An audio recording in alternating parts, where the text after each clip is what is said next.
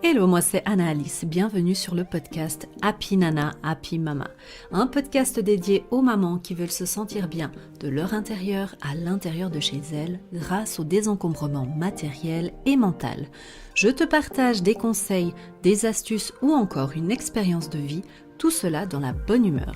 Ce podcast te permettra, je l'espère, de vivre ta vie de maman plus sereinement, mais aussi et surtout de vivre ta vie de femme pleinement et te permettre d'oser d'aller au bout de tes rêves. Installe-toi confortablement, prends ta boisson préférée et c'est parti pour l'épisode du jour. Hello toi, bienvenue pour ce nouvel épisode de podcast où je reçois Solène. Solène qui va nous parler d'un sujet très intéressant. Je lui ai demandé de venir ici parce que je trouve que c'est la spécialiste là-dedans. Tu verras tous les conseils qu'elle va te donner. Et je voulais juste dire un petit peu par rapport à Solène, un petit fact comme ça, assez intéressant, c'est qu'on s'est connus plutôt au niveau de la danse, donc on ne se connaissait pas vraiment personnellement plus que ça, mais à travers la danse, à travers la salsa, comme ça tu découvres un petit peu nos mondes extérieurs à tout ce qui est professionnel. Et du coup, on s'est retrouvés sur Instagram. Donc, bienvenue Solène, ici sur le podcast Happy Nana, Happy Mama. Merci pour ton invitation. Bonjour. Trop contente de t'avoir ici. Donc, Solène, on va d'abord commencer juste par une petite présentation de ta part. Qui tu es, qu'est-ce que tu fais en ce moment? Je suis coach professionnel. D'une manière générale, j'accompagne les personnes qui sont en questionnement ou qui ont des problématiques professionnelles et d'une manière un peu plus ciblée, les personnes qui souhaitent donner ou redonner du sens à leur vie professionnelle. Super intéressant en tout cas. Et puis, ça tombe bien parce que nous, on va parler d'un sujet qui s'apparente quand même pas mal à tout cela, redonner du sens. Et là, nous, on va plutôt s'attarder sur tout ce qui est réussir à trouver sa place, à prendre sa place. Moi, je l'ai mis entre parenthèses, mais je pense que c'est important de prendre sa place. Et on avait décidé aussi de parler de gérer les différentes casquettes. Alors, on va déjà, si tu veux bien, commencer parce que ça s'emboîte, hein. On va dire ce sont des sujets différents, mais qui s'emboîtent bien ensemble. Et je pensais commencer par trouver et prendre sa place, hem, parce que ça me parle énormément et je pense que c'est le début de tout, hein, par rapport à ça, par rapport à aussi après gérer ses casquettes. Je trouve que, ça peut vraiment beaucoup aider. Hem, alors moi, j'aimerais un petit peu revenir sur ton passé, parce qu'en lisant, ta description, ta bio sur, ton site internet, parce que je ne te connaissais pas personnellement, ta vie aussi a évolué forcément de peut-être, de quand on s'est connus et c'est très intéressant parce que tu le décris très, très bien. Alors je vais lire, je cite: Durant de nombreuses années, je l'ai mise en veilleuse afin d'avancer sur un chemin que je croyais être le mien. Hautes études, carrière bancaire, responsable d'équipe, revenus stables, reconnaissance familiale et sociale. En résumé, de nombreuses croyances limitantes et une sérénité espérée qui n'étaient pas au rendez-vous. Waouh! Est-ce que tu peux nous en dire plus par rapport à tout Oui, ça? alors effectivement, je suis économiste d'entreprise de formation et après, je suis partie dans une vie professionnelle sans trop me poser de questions finalement, en suivant un peu la ligne de ce qu'on m'avait inculqué à travers mon éducation. Et puis, je suis partie dans le domaine bancaire en me disant, la banque, c'est chouette, ça fait bien au Mmh. niveau de la société, ça dégage une bonne image vis-à-vis des autres par rapport au regard de l'autre. Mais c'est vrai qu'à aucun moment, je me suis posé la question si c'était vraiment ce que j'avais envie de faire et puis si c'était vraiment ce qui me plaisait. Mmh. Ouais, ça Donc je c'est vrai que pense j'ai que un là, petit peu joué, ça peut parler à beaucoup d'entre nous, hein? oui, j'imagine. Mmh. Mais j'ai joué un rôle finalement, je le mets entre guillemets, mais je pense qu'il y a quand même eu un peu de ça, de jouer un rôle de la femme, la working girl, qui a envie de réussir professionnellement parlant, qui a aussi envie de réussir à titre privé. Donc j'ai deux enfants et qui arrive bien entendu à tout concilier sans jamais s'énerver, sans jamais verser une seule larme Mmh. et sans aucune contrainte. On gère, tout va bien et on fait tout ça Mmh. avec le sourire. Of course. Mhm. Oui, alors là, justement, ce que tu dis, et c'est pour ça que je voulais rebondir là-dessus, c'est parce que je pense que par rapport à l'audience qui va écouter ce podcast, beaucoup d'entre nous vont se reconnaître dans ton parcours que tu arrives à mettre, à bien exprimer, en fait, parce que beaucoup d'entre nous n'arrivent peut-être qu'on n'arrive pas autant bien à l'exprimer, mais quand j'ai lu ce paragraphe, je me suis dit, ah ouais, ouais, ouais, ouais, ouais. C'est ça. En fait, on essaye de jouer un rôle, de rentrer dans la société. Et d'ailleurs, je pense que toi, tu avais une phase, si tu veux, d'un côté qui était, tu as réussi, tu as vraiment bien réussi, donc tu as tes autres écoles, etc. Mais tu as aussi les personnes qui réussissent un peu moins bien, qui peuvent se sentir aussi dans cette place-là, c'est-à-dire qu'elles se sentent inférieures à tout le monde parce que justement, elles n'ont pas fait les études, etc. Et elles se mettent aussi dans un rôle que, ben voilà, je ne peux pas réussir, je ne peux pas avoir un job incroyable, je ne peux pas gagner non plus. Et c'est aussi un rôle finalement. Donc, j'imagine qu'il y a aussi les deux pôles voilà, qui peuvent être similaires, bien que différents. Et c'est pour ça que je trouvais très intéressant de réagir là-dessus, parce que je pense que beaucoup se reconnaîtront. Et l'audience que j'ai ici, ce sont plutôt normalement des femmes. Alors, on a aussi des messieurs qui nous écoutent et ils sont bienvenus ici, bien entendu. Mais est-ce que tu penses que c'est plus un sentiment de femme, ça, de vouloir s'imposer en tant que working girl, je suis super maman, je gère tout, j'ai toutes ces casquettes et je n'ai pas besoin d'aide. Et est-ce que tu penses que c'est plutôt féminin, alors en règle générale, hein, bien entendu? Je pense que ça l'est encore. En tout cas, la majorité de mes clients, de mes clientes, ça reste des femmes, en grande Mhm. majorité. Et on entend quand même souvent parler de charge mentale. Mm. C'est encore les femmes aujourd'hui qui ont la plus grande partie de cette charge mentale à gérer. Mhm. Ouais, qui reste plutôt, tu dirais, avec tous les rôles finalement, parce que quand on s'imagine de passer tout simplement, alors bien sûr, il y a des femmes qui nous écoutent ici qui ne sont pas mamans, mais juste pour expliquer le cheminement, en tout cas qu'une maman peut avoir dans sa tête, c'est elle travaille avant d'avoir des enfants, donc par exemple, soit en tant qu'indépendante, soit en tant que salariée, mais ensuite, en fait, il y a vraiment un gros changement qui se passe au moment où l'enfant vient au monde, hein.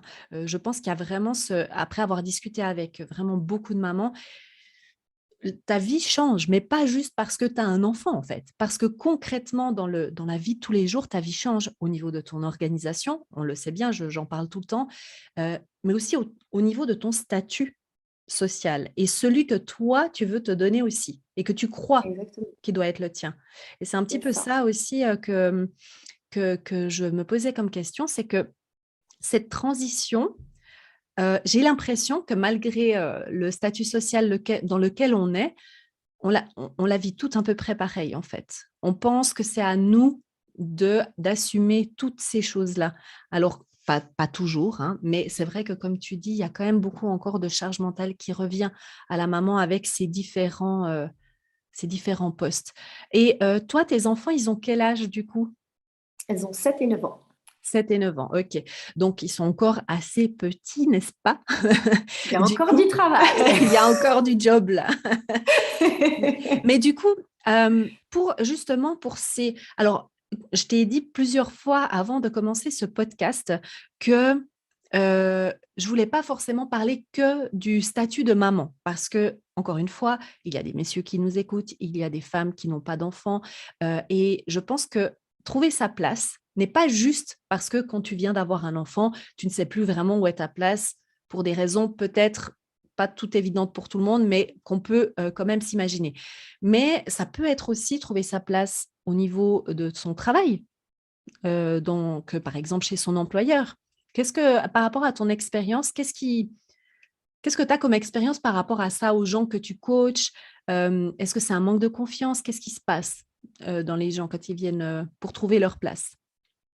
Peut-être juste pour rebondir sur ce que tu viens de dire, finalement, trouver sa place, comme tu le dis, qu'on soit maman, qu'on soit pas maman, qu'on travaille pas, qu'on veuille trouver sa place au travail, qu'on veuille trouver sa place dans son couple, qu'on veuille trouver sa place dans sa famille. C'est qu'une question de trouver sa place et finalement d'arriver à sortir aussi peut-être d'une boîte dans laquelle on s'est mise.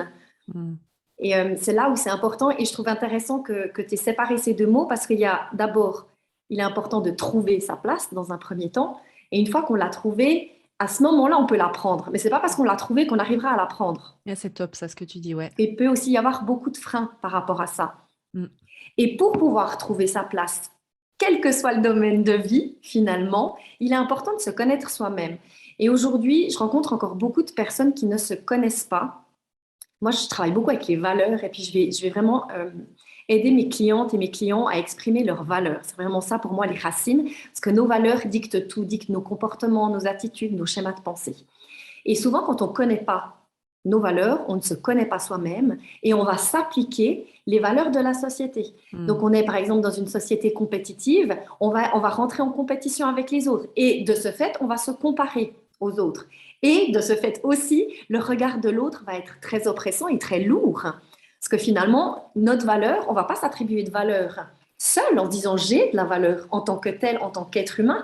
C'est non, est-ce que j'ai de la valeur par rapport à l'autre? Est-ce que j'ai de la valeur par rapport à ma carrière professionnelle ou par rapport à mon couple ou mes enfants? Est-ce que je m'occupe bien de mes enfants? Alors que finalement, notre valeur, on l'a. Il n'y a pas besoin d'aller regarder ailleurs pour vérifier qu'on en a. Elle est là. Elle est Mhm. acquise.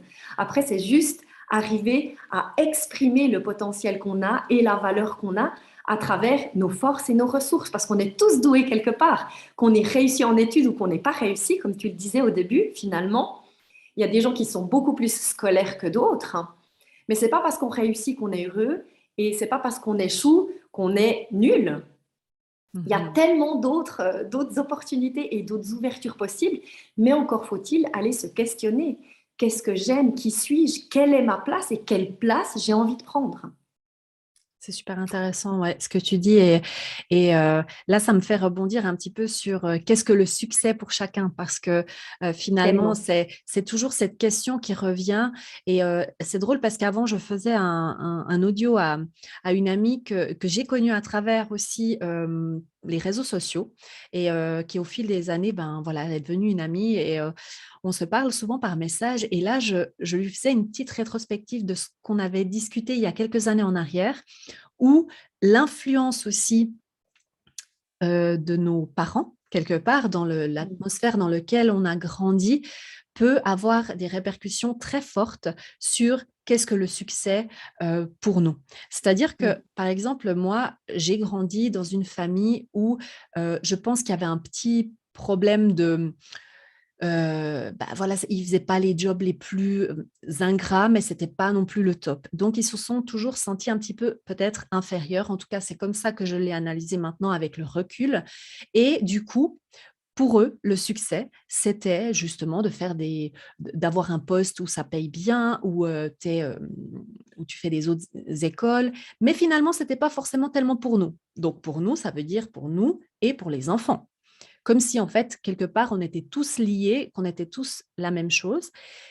Mais dans ma tête, moi, d'enfant et d'adolescente, etc., j'ai imprimé ça dans mon cerveau comme si le succès, c'était d'avoir un certain chiffre d'affaires, de toujours aller plus haut, de toujours être en compétition, comme tu l'as dit avant, par rapport aux sociétés, aux valeurs. Si on n'a pas nos propres valeurs, qu'on ne les connaît pas, on s'imprègne de celles qu'on nous transmet. Donc, par exemple, tout ce qui est compétition et tout. Et autant je peux être dans la compétition quand je fais du sport ou autre, mais au travail, c'est pas mon truc. Et du coup, j'étais constamment en confrontation avec moi-même. Donc, je pense qu'effectivement, les... il y a tellement de confrontation avec soi-même qu'on a à gérer qu'on ne sait pas. On n'arrive même pas à faire le vide pour trouver nos propres valeurs. Donc, ouais, je trouve que c'est hyper intéressant ce que tu disais et surtout par rapport à la société qui nous impose ces valeurs-là. Donc, en fait, toi, tu dirais que pour vraiment pouvoir déjà trouver sa place, parce c'est bien qu'on l'ait séparé, trouver sa place, c'est d'abord savoir quelles sont nos valeurs. Et est-ce que tu peux nous donner des exemples de valeurs? Parce que moi, quand on m'a posé cette question, j'étais là, qu'est-ce que je dois répondre? C'est quoi? C'est quoi les valeurs exactement? Je ne savais même pas, en fait, pour te dire, qu'est-ce que ça signifiait en fait? Donc, quelles sont les valeurs qu'on peut avoir comme ça? Alors, je vais prendre l'exemple que je connais le mieux, qui est moi. Mhm, voilà. Et mes valeurs à moi, par exemple, c'est le respect, la bienveillance, le plaisir, la transmission. Euh, bon, c'est déjà pas mal, ça te donne Ouais, quelques exemples. oui, ça Après, il va. peut y avoir l'amour, le bonheur, la joie, la sérénité, La justice, l'empathie. Pardon? la justice, de La pouvoir avoir justice. Tout à cette... fait. ouais. Oui. C'est Mhm. des mots qui sont très forts et puis eh ben, je le fais faire à mes clients à travers un exercice particulier parce Mm. qu'effectivement, si là C'est dur, hein? je te demande, Anna, quelles sont tes valeurs? C'est pas compliqué, tu vas pas être ici dans ta partie émotionnelle et dans ton cœur pour aller sortir ces valeurs, tu vas monter Non, là. ici, ouais, Donc ouais. tu risques de dire quoi? Allez, la ponctualité, Un peu comme dans le un entretien respect d'embauche, quoi. d'autrui, Je suis l'altruisme. perfectionniste, mais du bon sens, quoi. Oui, voilà, c'est ça. Tu sais, la phrase En discussion bateau. comme ça, tu peux pas les trouver, c'est pas possible. Parce que Ouais, tu es c'est trop en ça. contact ici avec ton intellect. Donc, c'est mission Exactement impossible ça. et tu pars dans la mauvaise direction. Dans Mhm. la direction d'ailleurs où tu es inconsciemment, comme tu le disais avant, les générations précédentes, elles nous ont inculqué des valeurs qui ne nous correspondent plus. Et elles ont fait de leur mieux d'ailleurs avec ce Bien qu'elles ont sûr. vécu. Enfin, la guerre, elle n'est pas si loin que ça non plus. On est Mm. aussi dans une société judéo-chrétienne où on nous inculque dès le plus jeune âge où il faut d'abord faire plaisir à l'autre avant de se faire plaisir à À soi-même. soi. On ne nous a pas appris à nous occuper de nous et de qui on est et de ce qui nous plaît. Mais c'est Mhm. OK. À Ouais. nous maintenant, finalement, de faire le pas et de faire la démarche de Mhm. prendre soin de nous-mêmes. Moi, j'adore. Et c'est J'adore en ça. prenant soin de nous-mêmes aussi, c'est ce qui me vient, qu'on peut être bien avec les autres, qu'on peut être bien avec son conjoint, qu'on peut être bien avec ses enfants et qu'on peut être bien avec ses collègues, sa famille en général, la société en général. Parce que quand on dit prendre soin de soi, c'est vrai que c'est vite aussi lié à de l'égoïsme. Et pour moi, c'est pas de l'égoïsme. C'est C'est au ça. contraire, c'est prendre soin de soi pour après rayonner et être en équilibre avec la majorité des personnes qui nous entourent finalement. Mhm. En fait, moi, je pense que même être égoïste, c'est plutôt l'inverse. C'est si tu ne prends pas soin de toi, tu pourras pas prendre soin des autres, comme tu l'as très bien dit. Clairement. Et plus tu vas être dans cette dynamique-là, plus tu vas t'épuiser, plus ben, tu vas pas t'occuper des gens comme il faut. Donc, c'est là être finalement égoïste parce que en fait, tu te détruis petit à petit et tu ne donnes pas le meilleur de toi-même, alors que c'est ce que tu penses faire. Tandis que si tu t'occupes de toi d'abord, ben, tu pourras effectivement, comme tu dis, rayonner. Et moi, je le dis souvent, et d'ailleurs, ça me fait sourire parce que j'ai déjà enregistré 2 autres épisodes avec 2 autres femmes. Mais dans un des épisodes, on est venu aussi sur ça, c'est d'être, moi je dis tout le temps, il faut que tu sois ta meilleure amie. Comme si Mhm. tu avais une amie imaginaire. Bon, allez, on l'a tous eu, hein, voilà. Mais cette fois, c'est toi, c'est toi. Et je dis même un truc qui est un peu choquant pour certaines personnes, mais je l'exprime aussi après, vraiment pour l'expliquer aussi, c'est tu es ta priorité même avant C'est tes ça, enfants. Parce c'est ça. que tes enfants, ils ont besoin d'une maman, quoi, qui prend soin d'elle, qui se sent bien, qui est alignée. Et c'est aussi l'exemple que tu vas leur donner parce qu'on voit sur nous à quel point nos parents nous ont influencés. Ils ont fait de leur mieux. On n'est pas là pour juger nos parents, Tout absolument à pas fait. du tout, parce qu'eux-mêmes ont dû traverser leur propre chemin et ils n'avaient pas toutes ces connaissances que nous, on a aujourd'hui avec Internet, etc. Donc, voilà, c'est aussi une génération complètement différente, mais n'empêche que on est quand même un modèle pour nos enfants et si on ne prend pas soin de soi, ça va être compliqué, hein. Donc, moi, je pense que là, pour prendre soin de soi, à partir du moment où tu commences à aller dans ce schéma de trouver ta place et prendre soin de toi, c'est que tu es déjà un petit peu dans le je vais réussir à prendre ma place, non? Ça dépend un petit peu les freins et les freins. Moi, je vais m'arrêter aux freins. Ça dépend les freins que tu peux avoir à l'intérieur de toi. Parce que tu peux tout à fait déterminer quelles sont tes valeurs, quelles sont tes... Je parle aussi beaucoup de priorités et de besoins. Quelles sont mes priorités et de quoi ai-je besoin en lien avec ces valeurs ou non, finalement. Tu peux très bien arriver à identifier ça, mais après être freiné par exemple, par une peur immense de passer à l'action et de mettre des choses en place dans le quotidien Mmh. pour prendre ce chemin qui est le tien. Et c'est là où ça peut être intéressant, et c'est intéressant de dissocier ces deux verbes que tu as utilisés vraiment à bon escient, je trouve. Parce qu'entre comprendre les choses et pouvoir les mettre en application, il y a deux mondes. Complètement. Il y a des gens qui viennent en coaching, ils veulent que les choses changent, mais ils ne sont absolument pas prêts à ce que ça change. Et il faut travailler à ce moment-là sur le fait de se préparer et qu'est-ce qui fait que tu n'es pas prêt à changer. Est-ce qu'il y a des peurs? Est-ce qu'il y a des croyances limitantes? Etc., etc. Donc, c'est tout, en fait, les peurs sont ces blocages qui t'empêchent finalement de voir plus loin et de travailler sur toi, d'avancer, en fait. C'est un petit peu ça, non? Oui, il y a ça d'une part, c'est d'arriver aussi à sortir d'une vision où tout te tétanise et tout te terrorise dans ta vie, à une vision où tu as plus de gratitude et de reconnaissance. Tu vas voir le verre à moitié plein et plus le verre à moitié Mmh. vide. Et puis, il y a, on en avait parlé en préparation de ce podcast d'ailleurs, tout ce qui concerne le processus de changement. Dans un processus de changement, il y a des étapes nécessaires. Il y a Mmh. des étapes de colère, il y a des étapes de tristesse. Euh, c'est des étapes, si tu ne les passes pas, le processus de changement, il ne peut pas s'aboutir. Et c'est important de passer par ces étapes.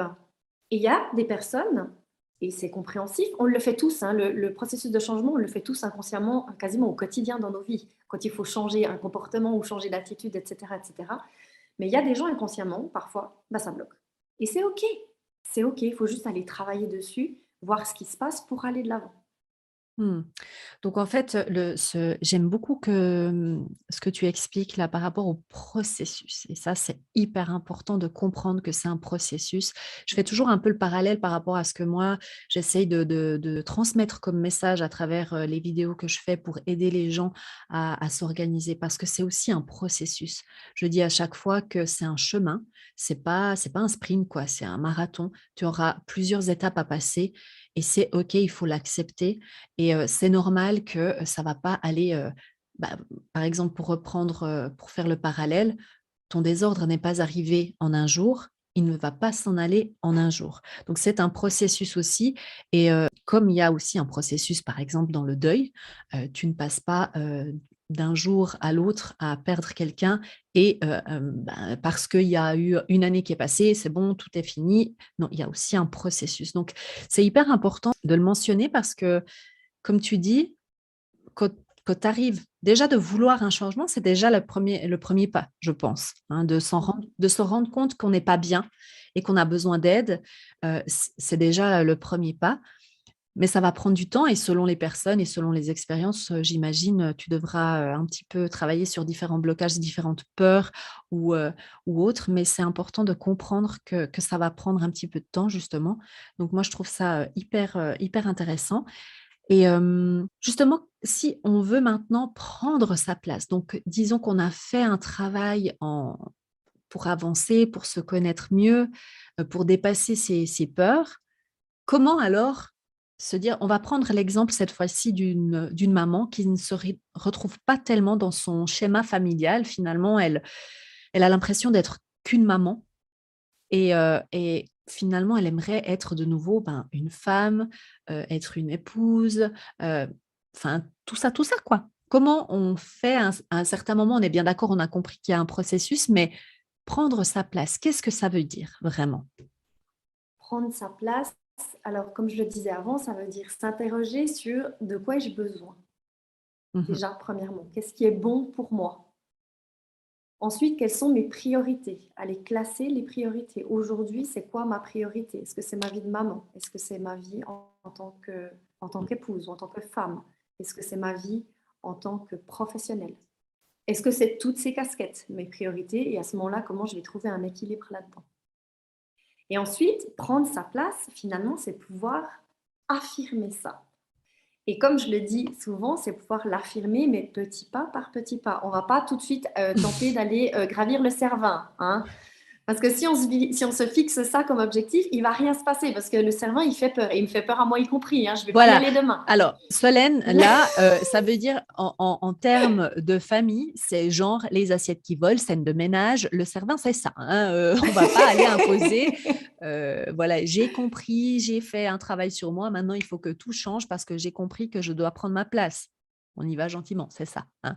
on y va gentiment, effectivement, en tenant compte de son environnement, du contexte, de sa famille, des gens avec qui on vit, Mm. à moins qu'on n'en ait rien à cirer. Et puis alors à ce moment-là, on peut faire un changement en 24 heures, hein, Ouais. mais c'est quand même important de tenir compte de ces contraintes. Il y a quand même des contraintes, souvent, donc tenir compte de ça pour installer ce qu'on a envie d'installer, d'une part.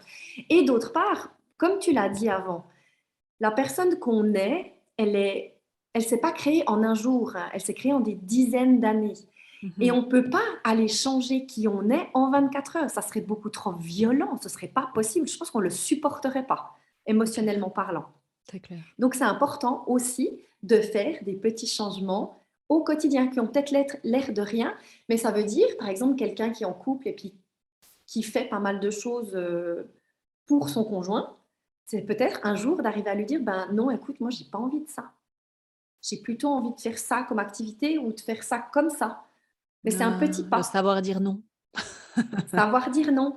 Et après, ça peut aussi être observé l'importance qu'a le regard des autres sur soi, puis se poser la question, mais pourquoi ça me touche émotionnellement autant que ça et comment je peux faire évoluer cette situation-là. Et Mm. si c'est au niveau de sa vie professionnelle, c'est aussi des petits pas.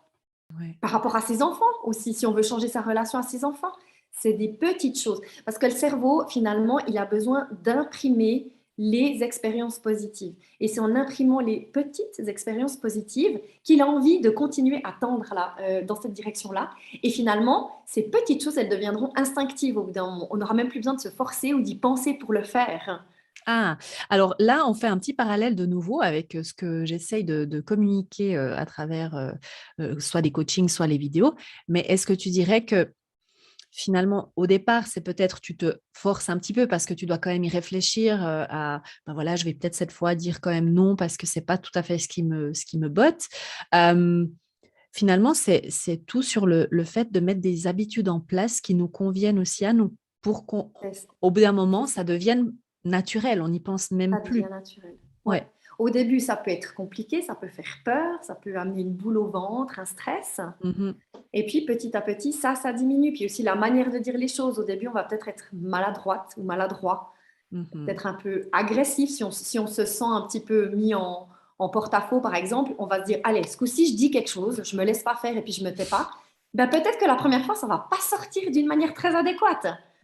Et c'est OK, on peut rediscuter avec la personne après en lui disant, mais je suis désolée, j'expérimente des choses et puis effectivement, je me rends compte que c'était pas adéquat, je ferai mieux la prochaine fois. On n'est pas parfait, on n'est pas parfait, on peut pas faire juste du premier coup. L'idée, c'est d'expérimenter, c'est d'essayer, puis de voir ce qui nous convient et ce qui nous convient pas pour aller vraiment dans la bonne direction tôt ou tard. Et comme tu le dis, ça devient naturel.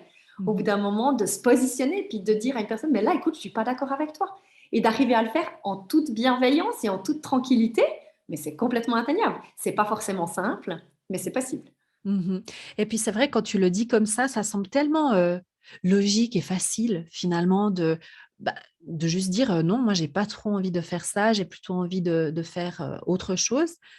Mais dans la réalité, quand tu es vraiment dans ce travail sur toi, il faut bien s'imaginer que ces personnes-là, dont j'ai fait partie aussi, parce que c'est pour ça que je peux en parler, c'est des années et des années à essayer de rentrer dans le moule, essayer de faire plaisir, essayer de faire passer l'autre avant, de se faire aimer, parce que finalement, je pense qu'il y a vraiment de ça, au fond, c'est de pouvoir être accepté. Et si on ne veut pas faire des vagues, c'est pour ne ben voilà, que les gens trouvent qu'on est sympa, quoi. Hein. Et c'est bien Mhm. d'être sympa, hein, il n'y a rien de mal là-dessus, sauf que à partir du moment où tes envies passent après les autres, c'est là que ça pose un gros problème au fur et à mesure du temps, bien entendu. Parce que de temps en temps, oui, ok, tu peux faire plaisir à quelqu'un, même si toi, c'est pas ce qui te plaît. Mais là, on parle sur du long terme, vraiment, hein, d'années. C'est une question d'alignement finalement, parce que comme tu le dis, on peut faire plaisir aux gens, puis je pense que c'est important aussi de faire plaisir à l'autre de temps en temps. Mais c'est se poser la question, pourquoi je veux faire plaisir à l'autre? Est-ce que je le fais parce que j'ai peur qu'il me rejette, j'ai peur qu'il me juge, j'ai besoin d'être aimée, j'ai besoin d'être reconnue? Ou est-ce que je le fais parce que ça m'apporte aussi quelque chose, puis ça me fait plaisir aussi à moi d'être là pour l'autre? C'est ça. Mm. Puis est-ce que ça fait sens? Il y a aussi cette notion de sens. Mmh. Est-ce que je suis dans un automatisme de faire passer tout le temps les autres avant moi? Ou est-ce que non, de temps en temps, j'ai envie de faire plaisir Mais là, je parce trouve que que ça fait sens pour moi. voilà, parce que la nuance est vraiment importante par rapport à ce que tu expliques et moi, je la sens très forte dans ce que tu expliques dans les 2 pôles. C'est vraiment de si toi, au fond de toi, tu as vraiment envie de faire plaisir à cette personne pour la voir heureuse, pour toi être heureuse en retour, là, c'est tout à fait OK et c'est chouette de le faire, bien entendu. Mmh. Mais si tu le fais à contre-cœur, que tu sens, moi, j'ai toujours un peu cet exercice, je ne sais pas si tu connais Marie Forleo, qui est une, américaine, coach, business, je dirais. Je ne sais pas qu'est-ce qu'elle se qualifie parce elle fait plusieurs choses, mais, elle disait, en fait, d'essayer de s'écouter et de sentir si on a envie d'y aller. C'est comme s'il y avait une ouverture ou si plutôt tu es un peu genre en: c'est pas, tu vois? C'est pas le truc qui t'anime vraiment. Des fois, c'est subtil, hein, mais est-ce que tu te dis: «Ouais, pourquoi pas?» ou «Ah mais mince encore» et c'est vraiment moi, ça m'a aidé énormément à simplement me dire parce que il faut bien se rendre compte que quand on est dans cette situation-là, on ne sait plus qui on est en fait. On est juste une enveloppe et c'est de là que tout démarre. Donc, effectivement, de reprendre possession de soi et de se dire: «OK, moi, qu'est-ce que j'ai envie?» C'est hyper important. Donc des petits exercices comme ça, petit à petit, je pense que ça peut aussi aider pas mal à se positionner gentiment. Oui, effectivement, c'est se poser la question, est-ce que ça m'apporte quelque chose de faire cette démarche ou est-ce que ça me coûte Mmh. en termes de frustration, en termes d'attente? Et ce qui me vient aussi par rapport à cette thématique, c'est finalement, il y a toujours un effet miroir. Parce que souvent, on attend de la reconnaissance de l'autre. On attend que l'autre nous aime. Et quand il y a ça, en principe, c'est que on n'a pas commencé à s'aimer soi-même et on n'a pas commencé à se reconnaître soi-même. Parce que finalement, pour être reconnu des autres, il faut déjà pouvoir le faire Mmh. vis-à-vis de soi-même. Ouais, ouais, c'est ça. On cherche le bonheur à l'extérieur de nous, en fait. C'est ça. Alors qu'il est là. Ouais, secret! Mais là, je pense que vraiment, si vous écoutez ces podcasts, si voilà, là, je ne sais pas exactement quand sortira exactement la date précise là, mais en tout cas, les podcasts qui sont venus là, au précédemment, je pense que si tu n'as pas encore compris que le bonheur vient de toi et qu'il faut d'abord le chercher en toi avant de chercher chez les autres, eh ben, je t'invite à réécouter les 4-5 podcasts d'avant, hein, parce que vraiment, mais je pense que la répétition, ça fait pas de mal, hein. C'est vraiment très, très bien. Mais c'est vrai, c'est important de le préciser, et de le répéter que certainement tout ce qu'on recherche finalement se trouve certainement et sûrement et ouais, allez, à 1000% à l'intérieur de nous déjà. Et puis c'est chouette aussi d'apprendre à se connaître, savoir, avant de connaître même une autre personne, qui tu es? C'est c'est un c'est un travail sur soi qui est magique, en fait, à partir du moment où tu le fais et que tu prends le temps réellement de le faire. Parce qu'il y a des gens qui pensent, et je ne critique personne, mais je veux quand même te dire que c'est pas parce que tu, regardes des vidéos de Tony Robbins et que tu as lu quelques livres que alors tu peux faire un travail sur toi, bien entendu, ça peut t'aider, mais il faut vraiment creuser, quoi. Je pense que ça peut te donner, une idée et moi, en tout cas, je trouve que ce sont des petites étapes qui amènent à d'autres choses, en fait. Ouais, c'est intéressant ce que tu dis. Je pense que de regarder des vidéos puis de lire des livres, c'est bien, mais c'est pas suffisant au bout d'un moment. Mmh. Ça permet d'avancer, ça permet d'avoir des outils, ça permet d'avoir des techniques. Mais finalement, si tu te connais pas toi-même, Mmh. ces outils, ces techniques, ça va être compliqué de les appliquer. Ouais, c'est clair. Donc, je pense qu'il y a un moment donné, il faut vraiment pouvoir se mettre au centre et puis faire un processus, quel qu'il soit. Et comme tu le dis, c'est un tel trésor et c'est une telle richesse une fois qu'on se connaît, une fois qu'on sait qui on est. Et surtout quand on voit ce que ça amène comme bénéfice dans sa vie en Complètement. termes de spontanéité. Parce que j'entends, moi, de faire un podcast, mais je pense qu'il y a quelques années, j'aurais jamais osé faire ça. Mmh. Alors, j'avais quand même ma petite boule au ventre avant qu'on se connecte, mais je le fais. C'est aussi une sortie de zone de confort pour moi, hein. Je vais pas dire que ça ne m'arrive plus, je suis humaine, j'ai aussi mes hauts et mes bas, hein. Et Mais heureusement que ça disons t'arrive, que en fait, parce que sinon, en fait, clairement, ben, c'est que tu es un robot, hein? clairement. Par contre, il y a plus de variations, je me sens moins tout le temps en bas et j'aime à dire souvent, je compare ça un peu à une radio et le volume, il est moins fort quand ça fait mal. Hmm. Alors qu'avant, le volume, il était toujours très fort et ça faisait toujours très, très mal.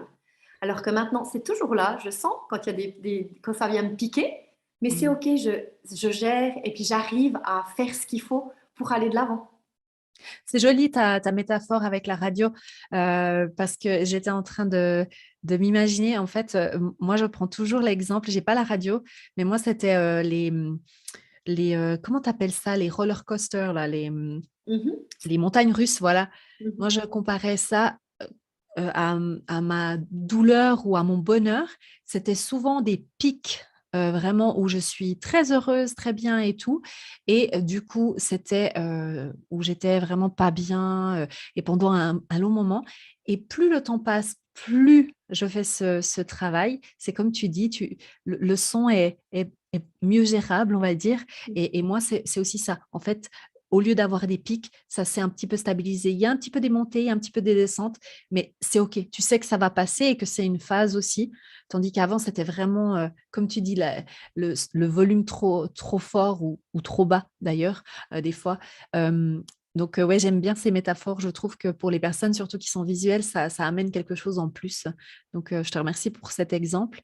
Et du coup, moi, ça m'amène à penser justement à gérer toutes ces différentes casquettes, comme on parlait avant, on parlait des mamans, donc d'avoir ton enfant à gérer, etc. Donc, trouver sa place, prendre sa place, mais aussi concrètement, on doit les gérer quand même, ces casquettes. Et là, je rebondis sur ce que tu as dit avant, je me suis fait une petite note. Tu as parlé des priorités, de définir les priorités, et ça, je trouve, mais que c'est la base de la base.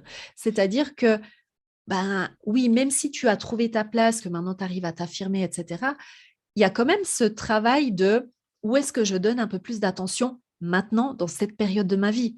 Parce que tu as beau vouloir être carriériste, quand tu as un bébé qui vient de naître, ben, c'est un peu compliqué, quoi, tu vois, et c'est pas de la faute de ton bébé non plus. Donc, tu dois trouver quand même un petit peu où sont tes priorités. Et je trouve que ça, c'est intéressant. Est-ce que tu peux nous en parler un petit peu plus de ces priorités? Comment les définir quand tu as justement toutes ces casquettes-là?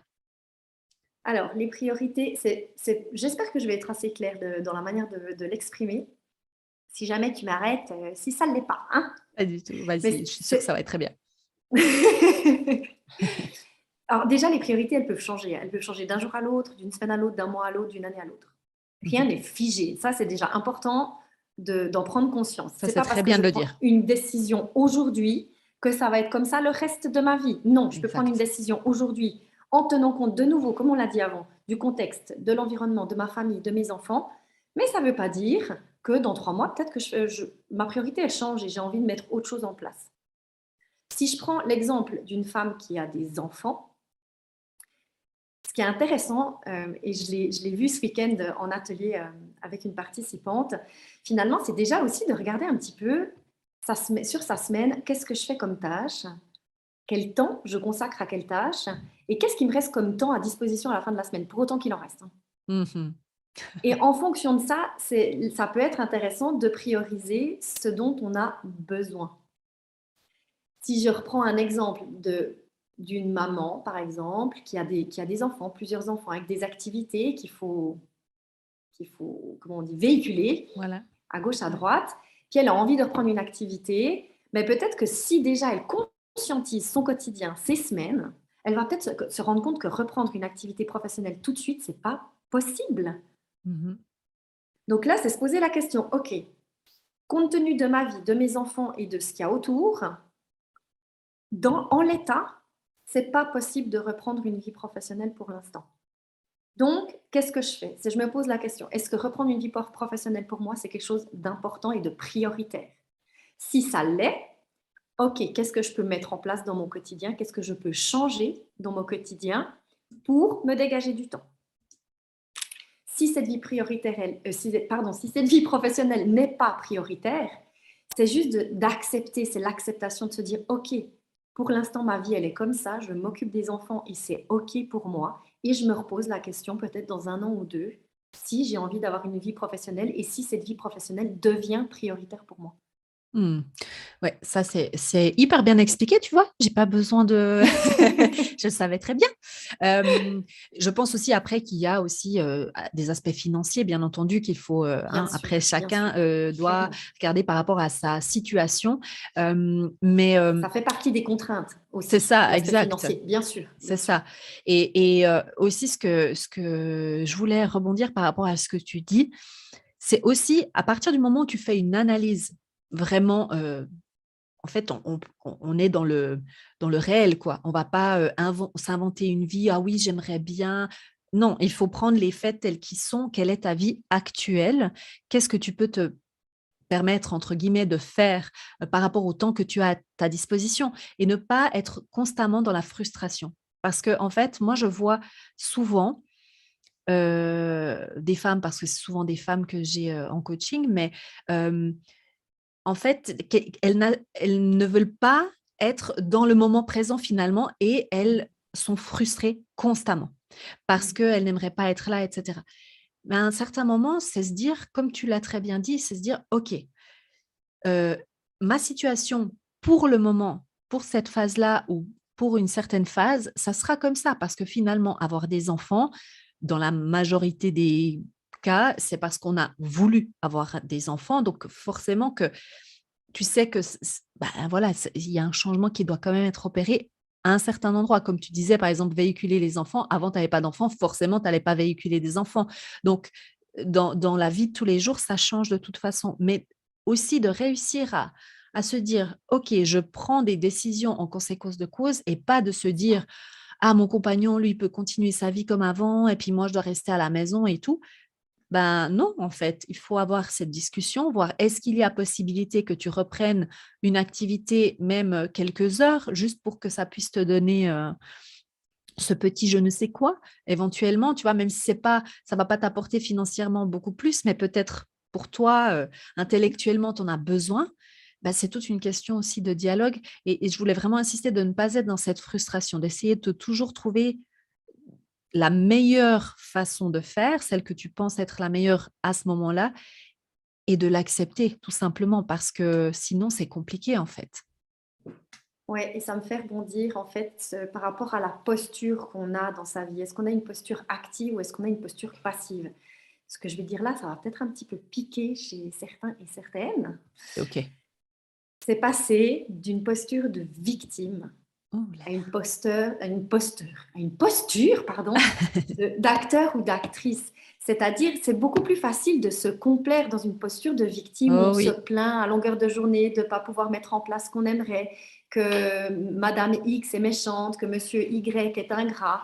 Parce que finalement, de nouveau, on va chercher de l'attention à l'extérieur. On va chercher vers les autres ce qu'on ne s'accorde pas à soi-même. On a Mhm. envie d'être, qu'on Qu'on nous puisse nous plaigne. plaindre. Ouais. Voilà, c'est ça. C'est facile d'être là-dedans. C'est Oui, puis facile. des fois ça va, hein, qu'on nous plaigne un petit peu. Bon, ça, voilà, ça nourrit un petit peu l'ego comme ça. Puis t'es là, ouais, c'est vrai. Mais au bout d'un moment, ça te sert à quoi en fait? Ben, au À bout d'un grand moment, chose. c'est se complaire dans ce qu'on vit. C'est finalement être peut-être quand même assez confortable dans sa zone d'inconfort. Mhm. Et c'est important de pouvoir changer de regard, de changer cette posture. Puis de se dire, OK, maintenant c'est stop. J'arrête d'aller chercher de l'attention à l'extérieur, je viens la chercher en moi. Et je mets en place ce qui est nécessaire, je prends les rênes de ma vie et je passe à l'action. Mhm. Ouais. Parce que finalement, de se plaindre, c'est aussi super néfaste pour tout notre entourage.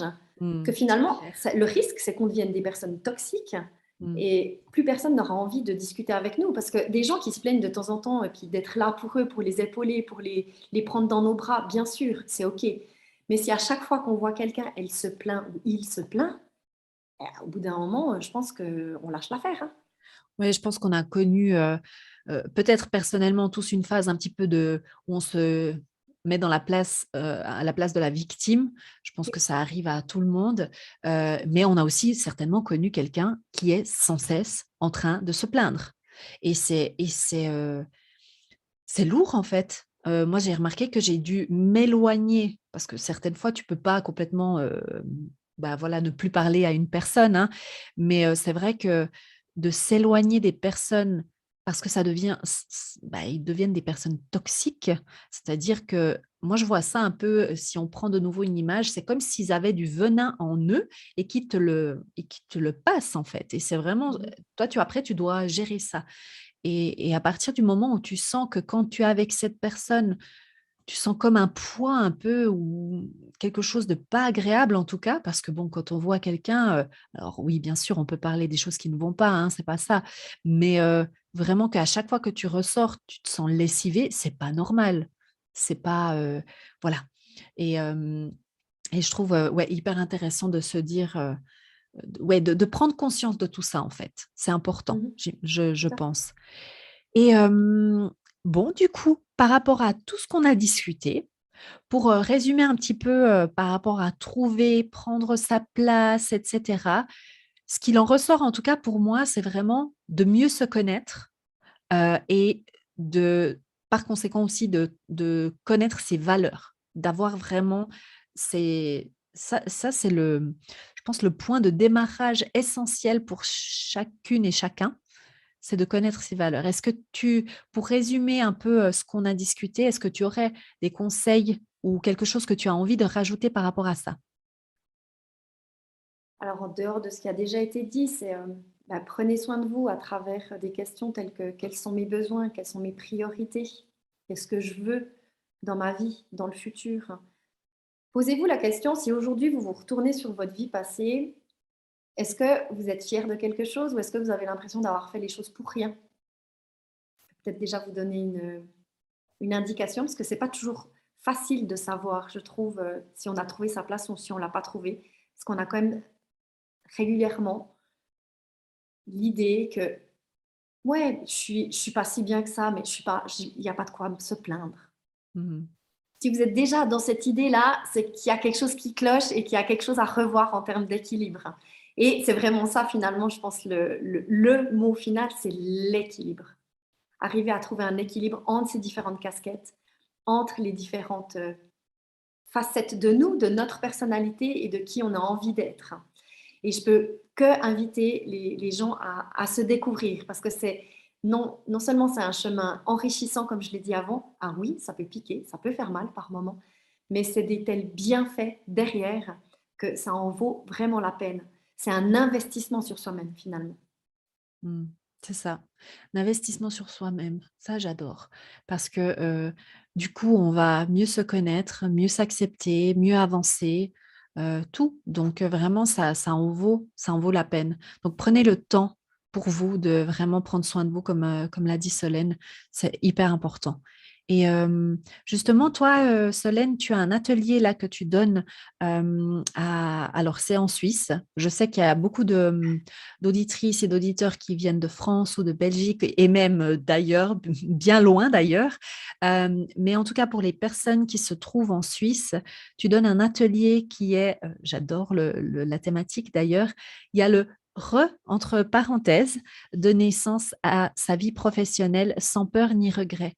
Donc, ça sera en mars. Alors, il y a déjà des dates qui sont passées, hein, c'est juste maintenant, il y a le Exactement. 14 et le 21 mai. Donc en mars, c'est déjà passé et c'est les samedis 14 et 21 mai. Donc faites vite parce qu'il y a plus beaucoup de place, hein. Je mettrai de toute façon ici en dessous le lien pour que les personnes puissent s'inscrire et trouver toutes les informations. Est-ce que tu veux rajouter quelque chose? Non, écoute, en dehors du fait qu'il y a d'autres dates qui devraient encore être programmées pour le deuxième semestre 2022. Top. Sinon, je voulais te remercier pour ton invitation parce que c'est aussi une des petites actions que moi je mets en place dans ma vie professionnelle. C'est aussi des sorties de zone de confort qui ne sont pas toujours confortables. Et c'est là où je rebondis là-dessus pour faire un lien avec ce qu'on a dit tout à l'heure. Je trouve que les bénéfices derrière sont tels en termes de partage, d'échange, d'authenticité. Là, c'est toutes mes valeurs qui sortent du coup. Mhm. Et aussi ce sentiment d'être fier d'avoir fait quelque chose qu'on n'a pas l'habitude de faire. Et quand on a ces sentiments qui viennent, moi j'ai le sentiment que c'est peut-être un peu gonflé, mais c'est pas grave, je le dis quand même, mais j'ai le sentiment que j'ai des ailes qui me poussent dans le dos et ça me donne envie d'aller tout fracasser. Enfin, je vais Ouais. pas le faire, mais ça décuple la motivation et ça c'est juste aussi génial comme sensation. C'est Donc, ça. merci à toi. Sortir, mais avec grand plaisir. C'est moi qui te remercie vraiment. Et c'est hyper, hyper touchant ce que tu dis et hyper important aussi pour nos auditeurs, auditrices, c'est que quand on fait quelque chose, il y a d'ailleurs une phrase qui dit et que j'adore, hein, alors je ne vais pas la dire juste parce que je dis à chaque fois, je foire à chaque fois les phrases, tu sais, type quotes, là, les citations, mais c'est vraiment, si tu veux avoir un résultat différent, il faut que tu fasses les choses différemment parce que C'est ça. c'est une utopie de vouloir faire toujours la même chose et d'attendre un résultat différent. Et là, le fait de sortir de sa zone de confort, on entend beaucoup maintenant parler de sortir de sa zone de confort et tout. Puis je peux comprendre qu'il y a des gens qui, s'ils ne sont pas trop dans le développement personnel et tout ça, ils sont là. Ouais, qu'est-ce que tu veux dire par là? Mais c'est juste en fait, tout simplement, de faire des choses que tu n'as pas l'habitude de faire. Exact. Et là, nous, on parle de podcast parce que je te rejoins, hein, Solène. Franchement, moi, j'ai commencé le podcast. Je ne connaissais rien au podcast, donc j'ai commencé en 2021. Je ne savais même pas en fait comment enregistrer un podcast en fait. Et le fait d'avoir cherché, de m'être intéressée, de m'être lancée, ben, je découvre tout un nouveau monde et effectivement, tu te sens pousser des ailes parce que bah, déjà, tu es fière de toi d'avoir réussi à le faire, parce qu'il y a quelques années en arrière, tu aurais peut-être pas pensé faire ça et et j'encourage vraiment tout le monde à essayer de faire des petites choses. Encore une fois, ça veut pas dire que tu vas aller, sur un podcast, hein, mais des petites choses, durant ton parcours qui vont te sortir un peu de ton quotidien. Parce que je pense qu'on a beaucoup à apprendre notamment, là, je fais le lien avec les voyages. Quand on sort de notre quotidien et qu'on découvre, d'autres horizons, eh bien, ça nous en ouvre aussi à nous. Donc, je pense que c'est joli. Je Oui, pense qu'on c'était va très se beau, ouais. effectivement. Non, mais je me lance des fleurs, hein, parce que bon, C'était très beau, je confirme. Alors, merci beaucoup Solène, d'avoir Merci à été toi. ici et ben, je te dis à bientôt parce qu'on se Avec grand retrouve, plaisir. sur un live. Bon, peut-être que quand ce podcast sortira, le live sera déjà sorti, mais allez voir sur Instagram, il y aura certainement le replay, de notre live. Je serai, sur, Instagram avec Solène sur son compte à elle qui est c'est quoi ton compte sur Instagram? Potentiel coaching, potentiel avec un S. Voilà, je mettrai de toute façon tout en barre d'infos. Alors, je te dis à bientôt, auditrices et auditeurs, et prends bien soin de toi et n'oublie pas de suivre tes rêves car ils connaissent le chemin. Bye! Ciao Solène! Bye bye, merci.